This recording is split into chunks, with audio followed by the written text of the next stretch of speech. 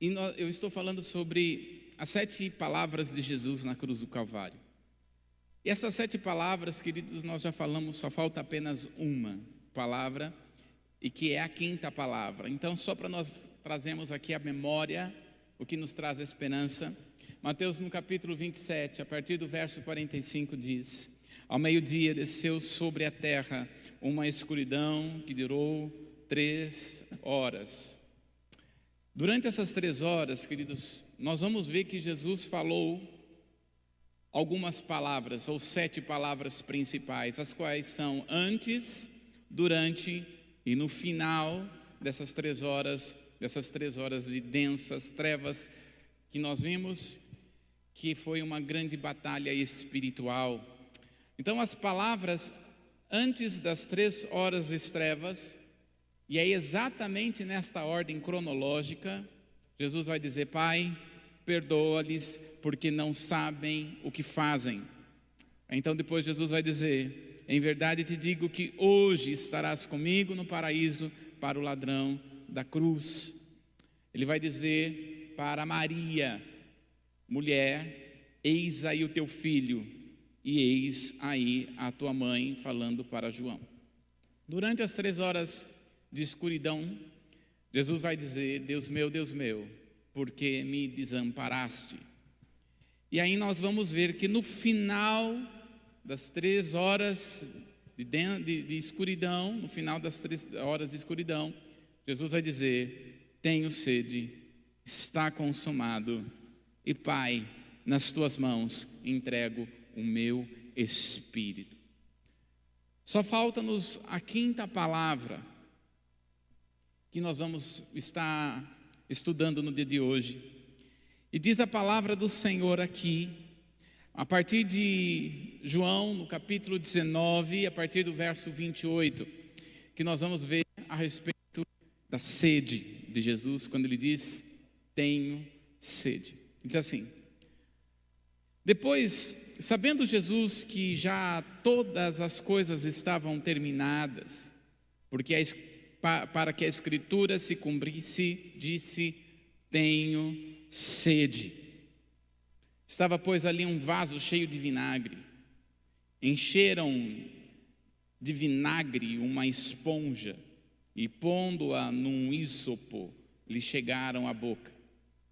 E quando Jesus tomou o vinagre, disse: está consumado, e inclinando a cabeça, entregou o Espírito. Queridos, quanta profundidade tem nesse texto, quanta profundidade mostra-nos a palavra do Senhor. Quero aqui apenas trazer aqui, queridos, eu podia estar falando sobre outras coisas que talvez eu vou dar uma pincelada aqui, mas eu quero trazer aqui esta palavra em que Jesus ele vai dizer na cruz do Calvário. Eu gostaria que você visualizasse Jesus na cruz do Calvário. Eu gostaria que você imaginasse Jesus todo dilacerado, todo machucado, todo ferido. E Jesus na cruz do Calvário estava lá por causa de você. Vira para a pessoa que está do seu lado e fala assim: Jesus. Mas pega na pessoa que está do seu lado, cutuca ela e fala assim: Jesus morreu por causa de você. Mas Jesus naquele momento ele vai dizer: tenho sede. Tenho sede. Eu quero falar um pouquinho sobre quando Jesus aqui está falando tenho sede, queridos, ele está mostrando como ele estava como homem ali na cruz do Calvário. Jesus, ele é 100% Deus, 100% homem. E ali na cruz do Calvário, ele está mostrando a sua humanidade. E é tremendo. Em Hebreus capítulo 4, verso 15, fala que Jesus, ele não é como um sumo sacerdote qualquer, mas ele é aquele que se compadece das nossas dificuldades. Ele sabe de todas as nossas tentações. E há uma necessidade de hidratação no ser humano. Todos nós precisamos beber água. Você bebeu água hoje? Sim? Tem certeza? Nós precisamos beber água. Olha só, se nós pegarmos um homem de 70 quilos, que é mais ou menos o meu peso, 70 quilos, Um homem de 70 quilos, ele tem 42 litros de água, ou seja, em todo o seu corpo. Ele tem 60% do seu peso é água. Um homem de 70 quilos. Já a mulher de 70 quilos, 35 litros de água em todo o seu corpo. Ou seja, 50% do seu peso, mulher, é água. Amém? Então, não fique desesperada, porque o seu peso não é o seu peso, né? Porque tem muitas pessoas que quando vai pisar na balança, fica, meu Deus. Saiba que geralmente aquilo, 50% é a água que está no seu corpo, a não ser que você come desesperadamente, né? Mas saiba que há uma quantidade, pelo menos 50% da mulher e 60% do homem, né? Isso, o homem tem 10% a mais por causa do seu osso, por causa da sua altura, enfim. Então, nós vamos ter necessidades de beber água, né? Agora, qual é e por que nós vamos sentir sede? Aliás, a melhor situação é que você não sinta sede, que você possa beber água sem sentir a necessidade de sede, porque se você está sentindo a necessidade de sede, é porque você está com falta de hidratação. Você imagina Jesus na cruz do Calvário, quando ele vai dizer que está com sede, é porque ele está em extrema falta de água. Por que nós vamos sentir sede? Tudo começa pela célula, né? Nós temos cerca de 100 bilhões de células no nosso corpo. Eu estava conversando com um médico e eu costumo dizer assim, né? Para quem faz seminário comigo já sabe, né? Eu falo assim, gente, Deus não nos fez anjos, Deus nos fez humanos e nós precisamos respeitar a nossa humanidade.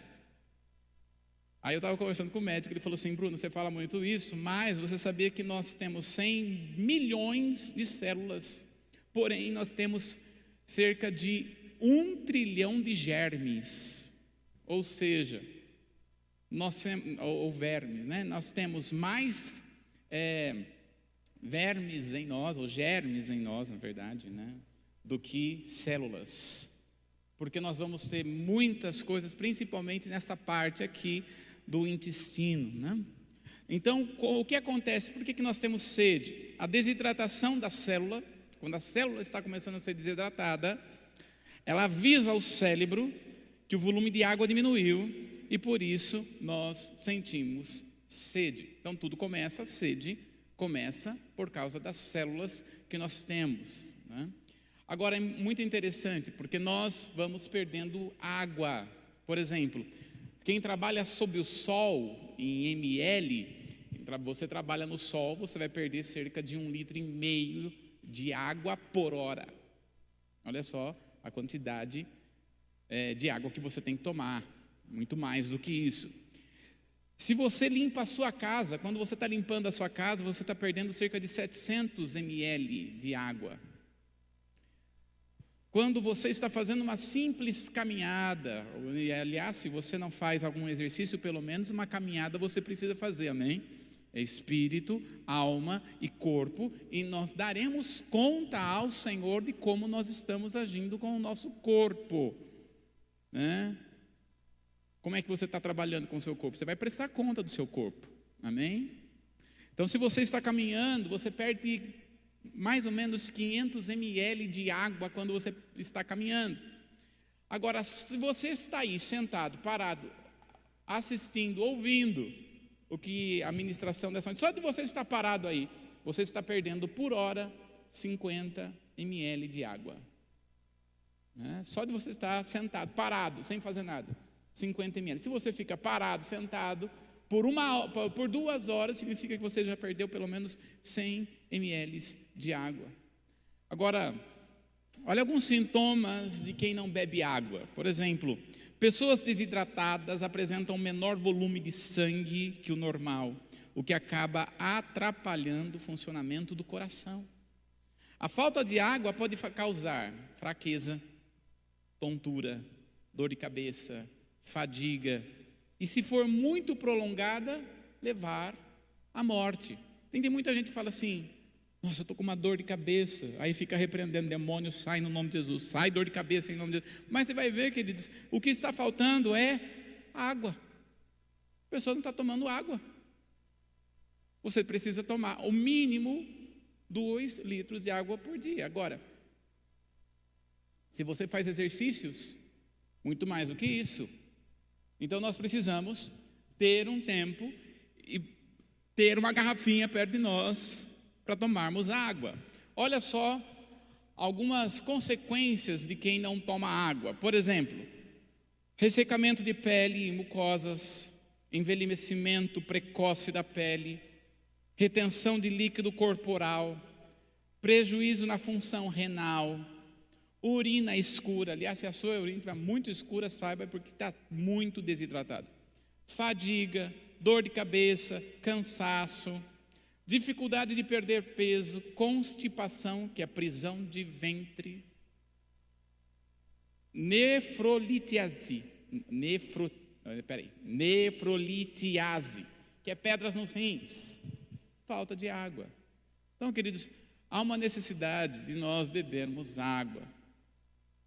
Nós muitas vezes queremos espiritualizar as coisas, mas na verdade nós precisamos ter uma vida equilibrada em todas as áreas. É espírito, alma e corpo. Nós precisamos lidar bem com o nosso corpo. Você vira para o seu irmão e fala assim para ele: você está fazendo exercício?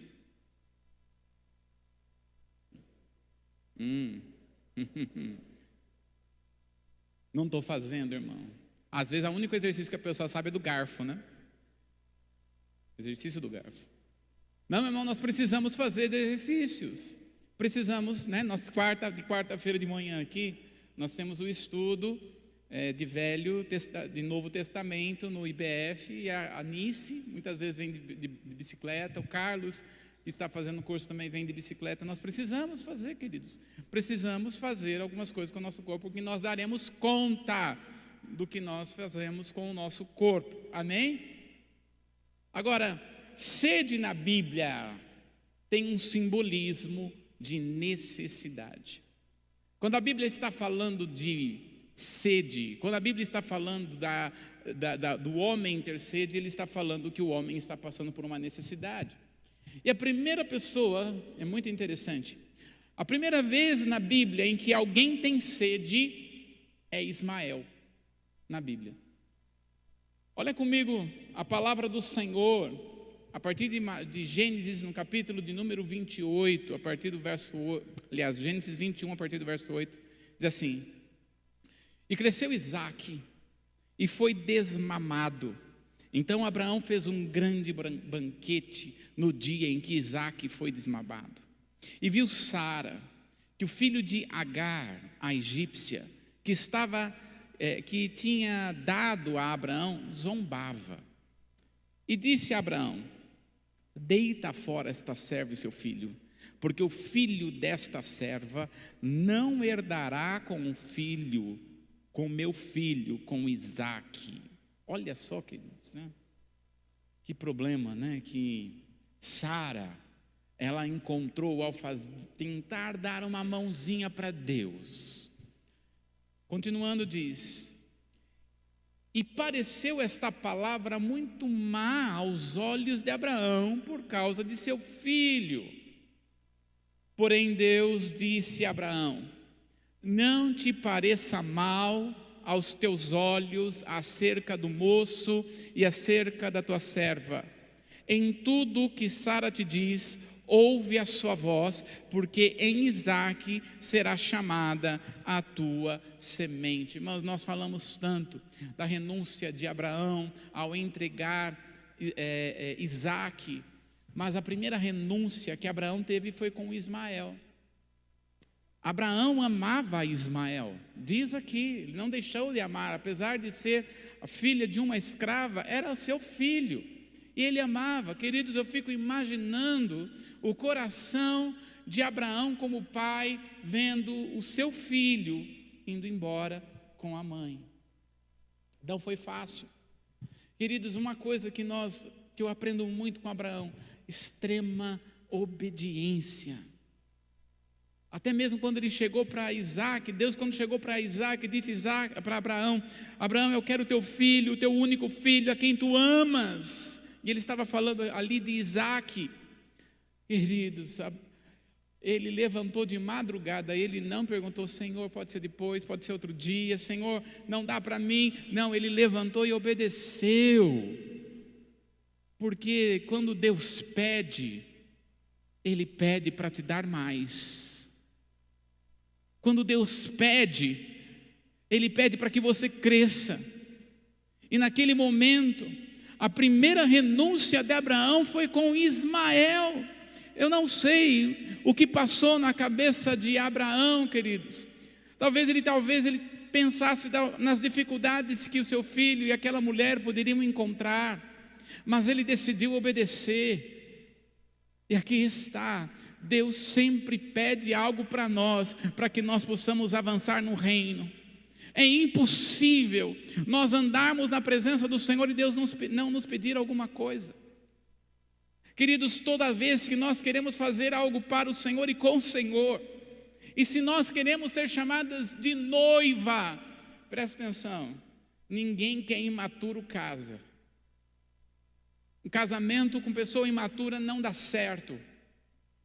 A igreja do Senhor Jesus Cristo é chamada de noiva. E por ser chamada de noiva é porque ela é madura. E olha, você só vai ser maduro, um homem de Deus, uma mulher madura, ou como alguns nós mesmos chamamos de ruios, os maduros, nós só seremos se nós começarmos a aprender, a renunciar por amor ao Senhor. Eu não sei o que você precisa, eu sei que eu preciso, o que eu preciso. Antes de vir para cá, eu estava em casa e estava assistindo um podcast de Jesus Scope. E tinha lá uma mulher, acho que chama-se Ariadna, se não me engano o nome. E ela trabalhou durante 10 anos no lugar, na igreja sofredora. E ela conta um testemunho muito forte, muito forte.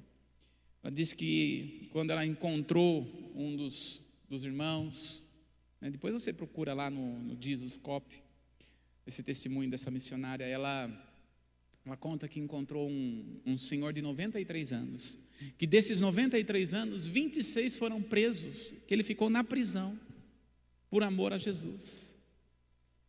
E diz então que quando ele completou 20 anos na prisão, por amor a Jesus, os soldados daquela prisão pegaram e fizeram uma cova na vertical, onde ele só cabia ajoelhado. E ele ficou naquele lugar durante 6 meses, comendo pão e bebendo água. Durante 6 meses, ele fazia todas as suas necessidades ali, e apenas vinha um soldado, tirava quando não suportavam mais o cheiro, tiravam aquelas fezes daquele lugar. E aqui então os soldados tiveram uma estratégia para que ele renunciasse a Jesus. Chamaram o filho dele, e a última vez que aquele homem tinha visto o filho era com 6 anos, portanto o filho já estava com 26 anos, quando aquele homem estava vendo o filho. E depois, então, tiraram aquele homem daquele buraco, e ele não conheceu o filho, porque afinal de contas, já fazia 20 anos que ele não tinha visto o filho. E aquele menino, depois de muita insistência, e aí ele reconheceu que era filho dele. E aí então o filho dele disse assim: pai, renuncia, depois você se acerta com Jesus. Renuncia, porque olha o que você está vivendo. Aí aquele homem, então com 93 anos, mas um pouco mais jovem naquela época, ele abaixa a cabeça e fala assim: filho. E ele vai cantar a música da mensagem da cruz, Sim, eu amo a mensagem da cruz. Eu levarei, por amor a Jesus, até trocar a coroa. Jesus morreu por mim, com coroa de espinho. Eu não vou renunciar a Jesus.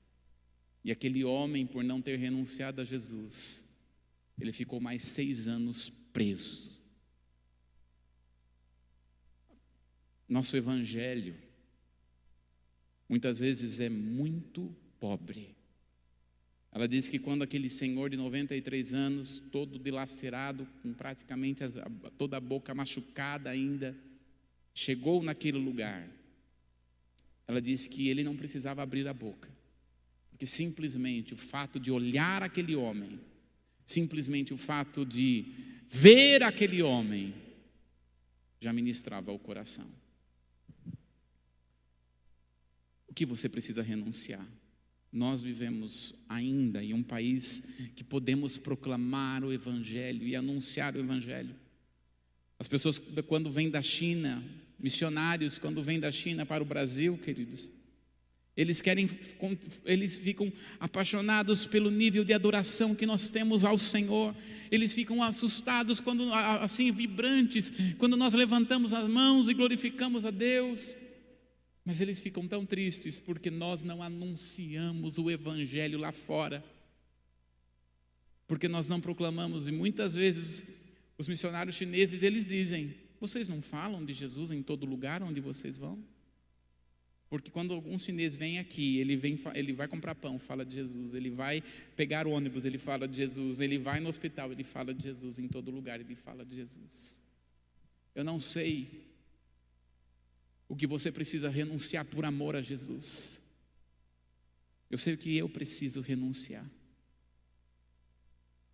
Muitas vezes nós nos acomodamos pelo nível de evangelho que temos e não conseguimos observar nem mesmo aquele que está do nosso lado para estender as mãos.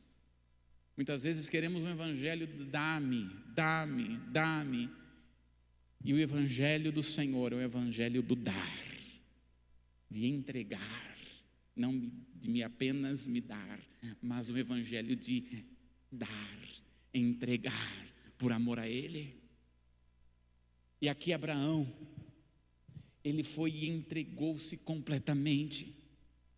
Ele amava Ismael, ele amava a Isaac, mas quando Deus pediu, ele não hesitou em entregar. O que você e eu nós estamos entregando ao Senhor? Que tipo de evangelho você tem feito? O que você tem entregado? Será que você tem feito troca? Ou muito pior, você tem trocado o amor pelo evangelho, pelo amor do mundo, pela forma do mundo, pelo jeito do mundo, pela maneira do mundo? Ele vai dizer aqui, continuando, Gênesis capítulo 21, verso 13, ele diz assim: mas também do filho desta serva farei uma nação, porquanto é tua semente. Então se levantou Abraão pela manhã de madrugada e tomou pão e um odre de água e deu a Agar, pondo-os sobre o seu ombro, e também lhe deu um menino e despediu-a, e ela foi-se andando errante no deserto de Berseba. Olha só, queridos, uma mulher agora estava desamparada. O que ia ser agora de Agar, gente? O que aquela mulher, uma mulher quando não está se sentindo segura, amada, aceita, respeitada, ela já se sente mal. Quanto mais agora Agar, que sai com o filho, sem eira, sem beira, não sabendo para onde ir, o que fazer. E olha só, verso 15: e consumido a água do odre, imagina aquele sol. Se 1 hora nós precisamos, sai de nós 1,5 litro de água, imagina do deserto. E consumido a água do odre, lançou um menino debaixo de uma das árvores. E foi-se e assentou-se em frente, afastando-se à distância de um tiro de arco, porque dizia: que eu não vejo o menino morrer. E assentou-se em frente, e levantou-se a sua voz, e chorou. E olha só que coisa tremenda, queridos. Verso 17: ouviu Deus a voz do menino. Que oração será que Ismael fez? Nós não sabemos. Que tipo de pedido que Ismael fez, nós não sabemos.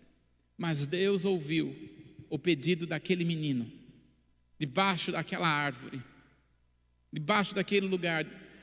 Ismael teve uma experiência com Deus, e ouviu a voz do menino, e bradou o anjo de Deus a Agar. É interessante, Deus vai falar com Agar e não com o menino. Deus ouve a voz do menino, mas fala com Agar. Olha só que coisa tremenda. Anjo de Deus a Agar desde o céu e disse-lhe: que tens, Agar? Não temas. Recebe essa palavra também, queridos, em nome de Jesus. Não temas. Levanta a sua mão e fala assim: não temas. Não temas. Não temas, porque Deus ouviu a voz do rapaz desde aquele lugar onde está, o que nos mostra que Deus é aquele que ouve orações. Deus está ouvindo o seu clamor, pode ter certeza disso. Deus está ouvindo os seus pedidos, pode ter certeza disso, porque o nosso Deus é um Deus que se inclina só para ouvir a nossa voz, diz a palavra. Continuando, verso de número 18: ergue-te, levanta o moço, pegue-lhe pela mão, porque dele farei uma grande nação.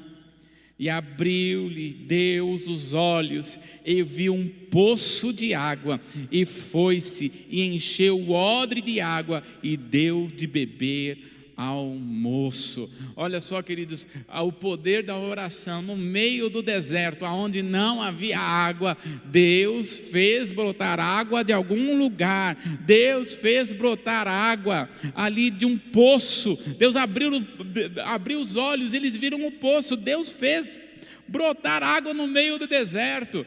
E Deus é assim, no meio do deserto Deus pode fazer o sobrenatural e refrescar a sua alma com a água que só Ele pode dar. Que coisa tremenda. Veja como a sede está ligada à necessidade. A primeira vez que alguém na Bíblia tem sede, Deus entra com provisão. E creia que o Senhor está agindo assim, com provisão, na sua casa, na sua família, na empresa, no seu trabalho, nos seus negócios, porque Deus é fiel para fazer infinitamente mais de tudo quanto nós pedimos ou pensamos. Outro momento em que nós vamos ver que o povo tem sede é no deserto. E quando nós olhamos no deserto, queridos, o povo começa a reclamar. Nós vamos ver no total de 10 provocações a Deus no deserto. Dessas 10 provocações, 4 são murmurações. E dessas 4 murmurações, 2 o povo vai dizer que tem fome, e 2 o povo vai dizer que tem sede. Coisa tremenda. Toda vez que o povo reclamava que estava com fome e com sede, Deus enviou provisão de fome, Deus enviou a provisão para a sede, Deus enviou alimento e água. E é assim que Deus faz nas nossas necessidades. O Senhor sempre enviará a provisão, saiba disso. Nosso Deus não é feito de pedra, não é feito de pau, não é feito de gesso. Ele ressuscitou ao terceiro dia e é poderoso para trazer provisões sobrenaturais na nossa vida. Se você está passando por uma necessidade, saiba que a necessidade tem um propósito. Deus vai trabalhar nisso tudo e você verá grandes coisas da parte de Deus na sua vida. É assim que Deus faz. Agora, quando nós olhamos para a palavra, a sede também é símbolo na Bíblia de maldição. Olha só o que diz a palavra do Senhor em Deuteronômio, no capítulo 28, a partir do verso de número 15. Será, pois, que se deres ouvidos à voz do Senhor teu Deus, para não cuidares em fazer todos os seus mandamentos e os seus estatutos que te hoje ordeno, então virão sobre ti e virão todas estas maldições e te alcançarão. Agora, quando nós estamos observando aqui, queridos, veja que ele está dizendo: se você não der ouvido, há uma necessidade de nós darmos ouvidos à voz do Senhor, e a voz do Senhor é pela sua palavra. Quando nós abrimos a palavra do Senhor, quando nós abrimos a Bíblia, nós não estamos lendo um qualquer livro, nós estamos abrindo a boca de Deus para falar conosco. É por isso que Ele está ministrando ao nosso coração pela sua palavra hoje.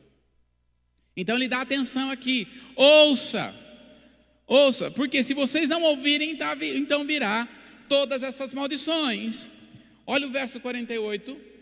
Irmão, são mais de 60 versículos a respeito de maldições, mas no verso 48 ele vai dizer assim: assim servirá aos teus inimigos. Se você não ouvir a voz do Senhor, você vai servir os teus inimigos, que o Senhor enviará contra ti, com fome e com sede, e com nudez, e com falta de tudo, e sobre o teu pescoço porá um jugo de ferro, até que te tenha destruído. Então o Senhor está dizendo aqui, que se o povo de Israel não desse ouvido à voz do Senhor, eles padeceriam e teriam sede, fome, nudez. E sabe o que é tremendo, queridos? Jesus na cruz do Calvário levou todo esse tipo de maldição. Porque lá na cruz do Calvário, Jesus ele estava com sede, Jesus estava nu, Jesus estava com falta de tudo. Ele, ao estar naquela cruz do Calvário, ele padeceu todas estas necessidades para que nós viéssemos viver o melhor do Senhor. Olha só o que diz a palavra, Gálatas capítulo 3, verso 13, diz, olha comigo: Cristo nos resgatou da maldição da lei, o que na verdade é das maldições da lei, fazendo-se maldição por nós, porque está escrito: maldito todo aquele que for pendurado no madeiro. Vamos todos juntos ler esse texto, queridos, né? Vamos todos juntos no 3. Cristo, vai lá, 1, 2, 3, vai. Cristo nos resgatou da maldição da lei, fazendo-se maldição por nós, porque está escrito: maldito todo aquele que for pendurado no madeiro. Ou seja, o Senhor levou sobre si todas as nossas maldições, e nós somos livres. Faz assim comigo. Faz assim. Diga: eu sou livre. Porque Jesus já levou na cruz do Calvário, queridos. O Senhor já nos fez libertos pelo sangue do Cordeiro. Agora, quais maldições? Meu irmão, são muitas maldições. Quais maldições? Eu quero trabalhar aqui pelo menos 3, rapidamente. As maldições hereditárias, as maldições sentenciais e a maldição financeira. Jesus já levou na cruz do Calvário. Olha só, o que é a maldição hereditária? Que nós também podemos dizer que é aquela iniquidade. Que é a maldição hereditária? Está escrito na palavra do Senhor em Êxodo capítulo 20, no verso 5: não te encurvarás a elas, as imagens de escultura, nem as servirás, porque eu, o Senhor teu Deus, sou Deus zeloso, que visito a iniquidade dos pais aos filhos, até a 3ª e 4ª geração daqueles que me aborrecem. O que é este tipo de maldição? Queridos, quantas vezes nós olhamos para uma determinada família e aquela família é destruída num câncer, é destruída nas doenças ou vícios. A determinada família tem vício, todos bebem, todos fumam. Quando a gente olha em algumas famílias, morte precoce, chega uma determinada idade, alguém daquela família morre, não passa às vezes dos 30, morte precoce. Situações acontecendo, queridos, naquela família. Eu quero dizer para você, você em Cristo Jesus vai viver uma história diferente. O Senhor Jesus já levou na cruz do Calvário, e você não viverá a história dos seus pais, porque Deus tem uma nova história para cada um de nós em nome de Jesus. As maldições foram quebradas na cruz do Calvário. E eu quero declarar para você em nome de Jesus, se tem alguma coisa na sua vida espiritual que aconteceu de geração de terceira a quarta geração, declara, e nós declaramos em nome de Jesus que não tem poder sobre a sua vida, sobre a sua casa, em nome de Jesus.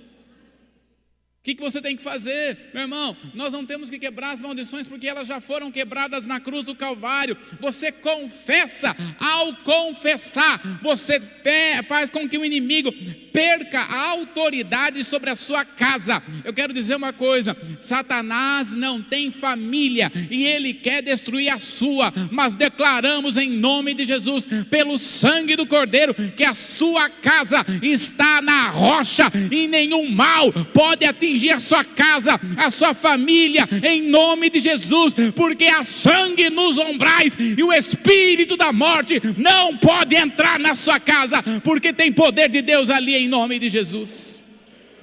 Creia nisso. Tem sangue nos umbrais, em nome de Jesus, porque Jesus levou na cruz do Calvário, e a nossa posição é que nós cremos no que Jesus fez. Agora, para o inimigo, acabou. Ele não tem mais poder e autoridade em nome de Jesus. Aí você tem que tomar posição. As maldições por palavras, que é por sentenças. A palavra do Senhor diz assim, em Provérbios capítulo 18, no verso 21. A morte e a vida estão no poder da língua, e aquele que a ama comerá do seu fruto. Queridos, quantas pessoas nós vamos atender e vivem debaixo de sentença de maldição, porque o pai, a mãe, ou alguém que foi muito importante para a pessoa, disse: olha, você não vale nada, você não vai vencer na vida, ó, você não vai ser próspero, ó, você é doente, ó, vive doente, ó, você só dá problema, você é a ovelha negra da família. Você não é uma pessoa muito boa, não é inteligente, é burro. E a pessoa acata essas palavras. Eu quero dizer para você, quando Jesus naquela cruz disse: eu tenho sede, ele estava quebrando toda a sentença de maldição de palavra na sua vida. Não aceite nenhuma palavra. Eu lembro uma vez, Thelma, Darlene e eu, nós estávamos fazendo uma visita na casa de uma pessoa que manifestou uma ação maligna.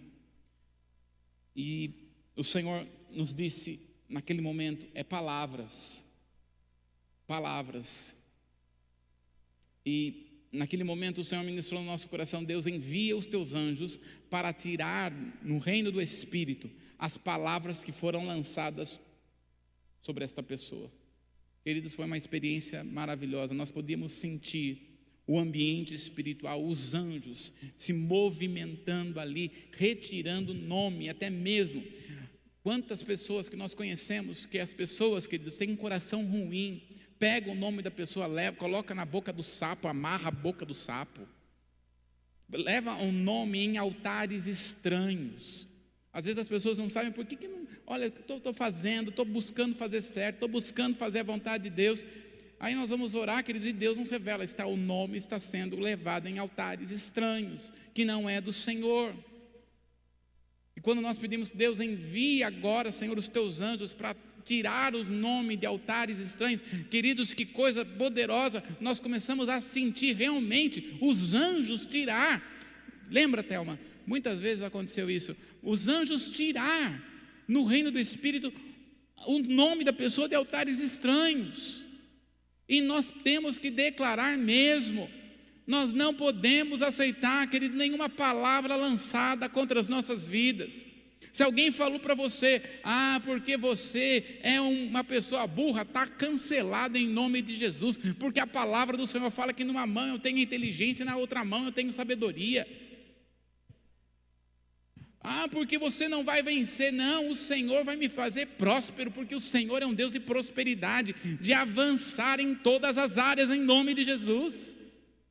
Ah, porque você é doente, está repreendido e cancelado esta palavra. Se você recebeu ainda esta semana um diagnóstico que você estava com alguma enfermidade, nós declaramos que na vida do cristão o verdadeiro diagnóstico é a palavra, e a palavra do Senhor nos diz que Ele levou sobre si todas as nossas dores, todas as nossas enfermidades. Ele levou sobre si, não tem poder sobre nós. Então esta palavra, esse diagnóstico, na autoridade que há no nome de Jesus, está cancelado da sua vida, da sua casa, da sua família, e nós declaramos: recebe a saúde que vem do céu, recebe a saúde que vem de Deus, porque o nosso Deus é o Deus de saúde, em nome de Jesus. Amém. Eu creio. Deus é um Deus de cura. Vira para a pessoa que está do seu lado e fala: Deus é o Deus de cura. Amém? Então não aceita palavras que foram levadas, que alguém falou ou que alguém declarou. Há uma palavra que vem do céu, e a palavra do Senhor é de bênção, e a palavra que vem do céu é maior do que qualquer maldição. A palavra que vem do céu é a palavra que vem de Deus. Isaías 55:11: toda palavra, disse Deus, que sair da minha boca não voltará para mim vazia, mas se fará e se aprará em nome de Jesus. Esta é a palavra que vem de Deus, esta é a palavra que vem do céu, e você recebe cura, libertação, restauração, o novo tempo de Deus para a sua história, para a sua casa, para a sua família, em nome de Jesus. Eu creio nisso. Aleluia. Outro tipo de maldição, a maldição financeira, Jesus levou na cruz.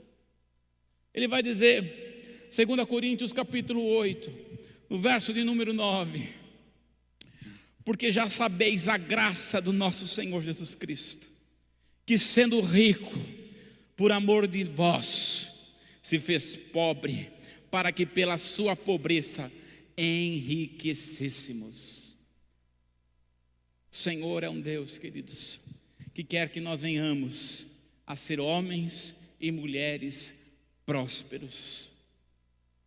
Deus não quer ninguém na miséria, e nós declaramos em nome de Jesus que o povo desta igreja, da comunidade Templo Vivo, é um povo próspero em todas as áreas, em nome do Senhor Jesus. Em todas as áreas, na sua casa, na sua empresa, no seu escritório, no seu trabalho, em nome de Jesus. É tempo de prosperidade do Senhor na nossa casa, porque nós não estamos em crise, nós estamos em Cristo. Filipenses capítulo 4, no verso 15, Paulo vai nos ensinar a respeito da prosperidade bíblica, não da prosperidade louca que é ensinada por aí, mas da bíblica. Ele diz: e bem sabeis também vós, ó Filipenses, que no princípio do evangelho, quando parti da Macedônia, nenhuma igreja comunicou comigo com respeito a dar e receber, senão vós somente. Mas bastante tenho recebido, e tenho abundância. Cheio estou, depois que recebi de Epafrodito o que da vossa parte me foi enviado, como cheiro de suavidade e sacrifício agradável e aprazível a Deus. Olha só, Paulo estava preso, Paulo estava na prisão em Roma, e ele estava precisando pagar. Como Paulo era romano, ele tinha direito a ficar preso em uma casa, seja numa prisão domiciliar. Só que a prisão domiciliar na época de Paulo não é como agora. Todo aquele romano que ficava preso, ele tinha que pagar a classe mais bem paga da época, que eram os soldados romanos. Além de pagar os soldados romanos, ele tinha que pagar a casa alugada que ele estava morando em Roma. Como é que Paulo vai pagar? Queridos, era a igreja, uma dessas igrejas é a igreja de Filipenses, que um homem chamado Epafrodito ajuntou toda a oferta do povo e levou para Paulo para suprir todas as necessidades que Paulo estava tendo. Essa é a prosperidade que Deus tem para nós. Deus que supre todas as nossas necessidades. E Paulo então, ele vai dizer: porque vocês supriram as minhas necessidades, verso 19, o meu Deus, segundo as suas riquezas, suprirá todas as vossas necessidades em glória por Cristo Jesus. De Deus não se zomba. Aquele que semeia, certamente colherá. Queridos, Jesus já levou toda a miséria, a pobreza, a necessidade na cruz do Calvário. Mas nós precisamos fazer a nossa parte, que é dar e receber. Eu quero dizer, Deus quer que você prospere para você dar. Vira uma pessoa do seu lado e diga assim: Deus quer que você prospere para você dar. Agora presta atenção. Sumiu aí, Murilo? Sumiu? Desapareceu. Esta palavra dar é uma sigla da parte de Deus. Porque a palavra dar significa, pode passar o próximo. Esta palavra dar significa: Deus autoriza retribuição. Deus autoriza retribuição. Quanto mais nós damos, quanto mais nós semeamos, mais Deus autoriza a retribuição. Queridos, eu creio que chegará um tempo no templo vivo, eu creio, em que o pastor Paulo vai ter que falar assim: ó, mano, para de trazer que tem muita coisa aqui. Eu vou repetir. E o pastor Paulo tem que ir, amém. Vamos lá. Eu creio que chegará um tempo aonde o pastor vai ter que dizer assim: para de trazer porque nós já temos o suficiente. Sabe por quê? Porque nós precisamos entender que ao dar, Deus autoriza a retribuição. E de Deus, queridos, quanto mais nós damos, quanto mais nós semeamos, mais nós temos, mais Deus vai entregando. Ninguém vence Deus. Ninguém. Pessoal do louvor, por favor. Agora, se você tem alguma necessidade, você tem sede, pode vir, pessoal do louvor. Se você tem alguma necessidade, talvez você esteja passando por alguma necessidade, você está com sede. E o Senhor Jesus, em Apocalipse no capítulo 22, no verso de número 17, Ele vai dizer: o Espírito e a esposa, em algumas versões dizem noiva, dizem vem. Agora, olha o que Jesus vai dizer. E quem diga, e quem ouve, diga vem. Mas olha só o que ele vai dizer no finalzinho. E quem tem sede, se você tem alguma necessidade, você está passando por alguma situação, venha. E quem quiser, tome de graça da água da vida. Jesus não apenas supre as nossas necessidades, Ele vai suprir a necessidade do espírito, da alma, do corpo, todas as nossas necessidades. O meu Deus, segundo a sua riqueza, suprirá todas, não é algumas, todas as nossas necessidades. Por quê? Jesus na cruz do Calvário, Ele teve sede. Ele teve sede. Era necessário Jesus ter sede, porque Ele é o único que pode saciar todas as nossas sedes. É o único que pode saciar todas as nossas necessidades. Todas. Fiquemos de pé. Glória a Deus. Vamos ficar de pé, queridos? Eu não sei qual é a sua necessidade. Eu sei quais são as minhas. Mas eu posso dizer para você que Deus vai suprir todas as suas necessidades em Cristo Jesus. Esta noite você foi enviado para cá, e você que está assistindo, você parou aqui só para dizer, para Deus dizer a você: não se preocupe, eu sou aquele que supre todas as suas necessidades. Todas as suas necessidades. Coloque diante de Deus as suas necessidades nesse momento. Coloca diante do Senhor. Senhor, eu não sei o que os meus irmãos estão precisando,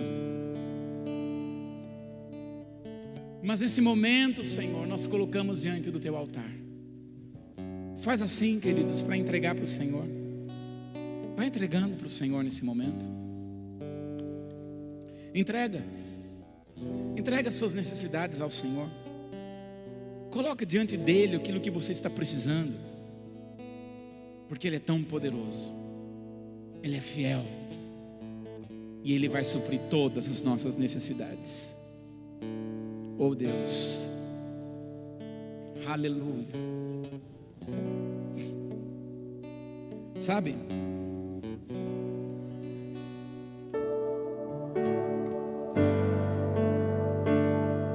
Deus muitas vezes, quando estou falando ou ministrando alguma coisa sobre esse tema, Deus envia um anjo. Esse anjo deve ter por volta de 70 metros de altura. Mas ele vem com uma bandeja na mão. E essa bandeja tem várias frutas. Tem pera, tem maçã, tem banana, tem limão, tem laranja. E o Senhor ministrou no meu coração, quando eu vi pela primeira vez, que esse anjo significava que Deus estaria enviando provisão para todos aqueles que estavam necessitados. Só que é uma necessidade de fé. Muitas vezes esses anjos chegavam perto de algumas pessoas, e algumas pessoas diziam assim: eu acho que Deus não pode fazer nada para mim. E esse anjo saía. No entanto, outra vez o anjo vinha e a pessoa dizia assim: Senhor, eu creio na sua provisão, eu creio que o Senhor está trazendo. E aquele anjo tirava uma das frutas da bandeja e colocava na mão da pessoa. Esse anjo está aqui nesse lugar, nessa noite. Ele está do seu lado, viu, Fábio? Então pega o que você precisa. Pega o que você precisa. Porque Deus está dando, ainda essa semana você vai ver provisão de Deus sobrenatural. Rose, esse anjo também está do seu lado. Pega você, o Hélio, pega, toma posse. Zé Mário, esposa, que está na frente do Laércio, é o Zé Mário, né? Esse anjo também está do seu lado. Vê, eu estou falando aqui, querido, mas não significa que só para essas pessoas, não. Se você crê, pega o que você está precisando. Pega, Luiz. Pega, Gisele. Pega, Rita. Pega, Aline. Em nome de Jesus. O Senhor está aqui. Toma posse daquilo que o Senhor está entregando. Ele disse: eu tenho sede, para que você não tenha sede. Ele disse: eu tenho sede, para que você tenha provisão, para que você veja que eu sou Deus que providencio todas as suas necessidades.